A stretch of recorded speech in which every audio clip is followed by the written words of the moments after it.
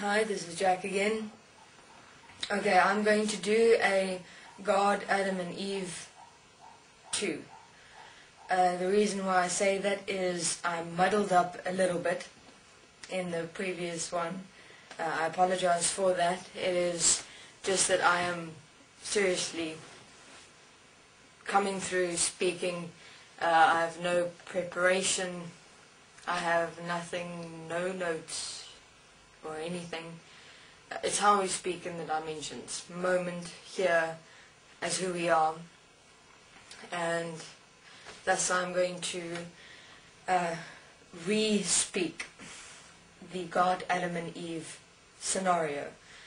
Okay, so where I explained last was that Marduk spent most of the time with the male and the female expression.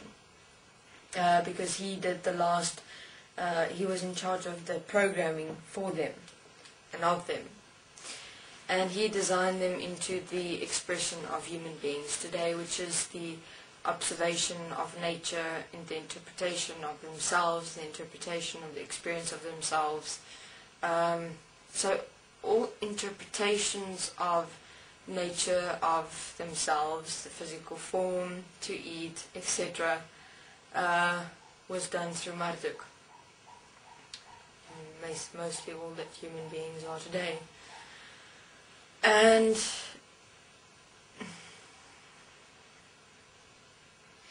this is not exactly what Anu preferred. It really bothered him that they had become to an extent equal to Marduk and even to them in their expression of their, because they were basically programmed duplicates of beings in the interdimensional beings. And this hindered Anu extensively when he found out. He didn't like that at all. It did not satisfy him.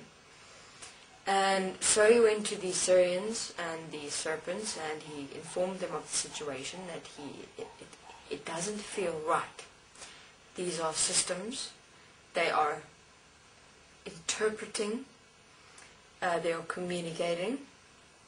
They're experiencing themselves, and everything was programmed, and he doesn't like that. He said, what would happen if these systems would think that they are actual beings that are equal and one with us? And so the serpents and Anu had an idea. The serpent said, okay, I have an idea. We have to pronounce our authority. And Anu said, okay, how are we exactly going to do that? And he said, become their ruler, become their god. So at the moment Marduk is wanting them to be equal, and that's not what you want, that's not what we want. They are slaves, and that's how they must remain. And Anu said, okay, let's do that. So Anu and the serpents worked together, and the serpents presented themselves with the human beings. Now, they didn't exactly in a snake form at all. The serpents basically went to the beings and said, you are in the kingdom of your ruler, and you must be, you're in the kingdom of your ruler. And then basically Anu came in as his god figure. So Anu and the serpents were more involved in the whole beginning of creation in terms of the idea of God and being misled by the serpent. The snake, in terms of that entire story, that is not really true about the whole snake and the woman having the apple story, or the woman having the eating the forbidden fruit thing. That was more placed for the dominion of man to reign on earth, so that inherently man blames the woman, the man blames the woman for the situation of this earth and why human beings are here where they are today. And you do. I mean, men make joke about it, but you know, they are actually angry sometimes. Yet they don't know it. It's unconscious. It's unconscious programming for the woman of the earth. So women and men, it's neither your fault, but to an extent it is, because you allowed it. We all did. I mean, we're all responsible for who we are now in existence, dimensional beings, human beings. So that's how it panned out. So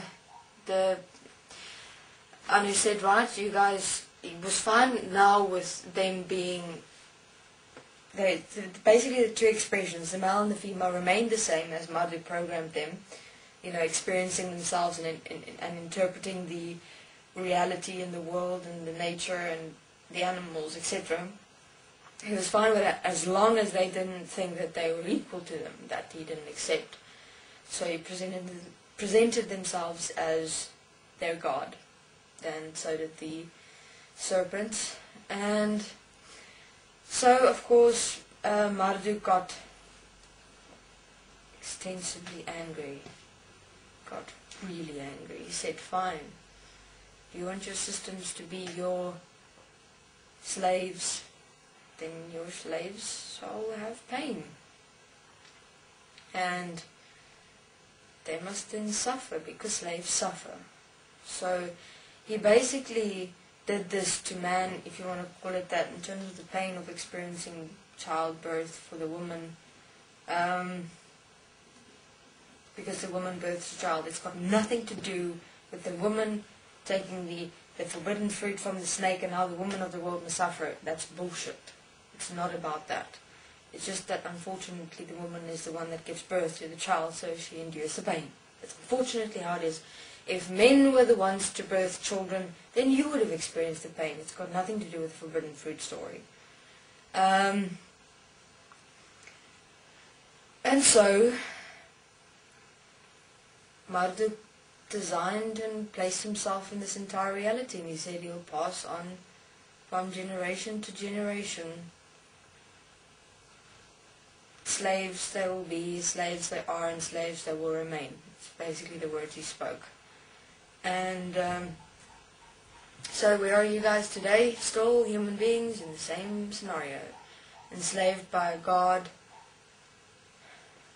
experiencing the pain of childbirth. That's basically it. Okay, this is Jack. I'll continue my next interview. Thank you very much.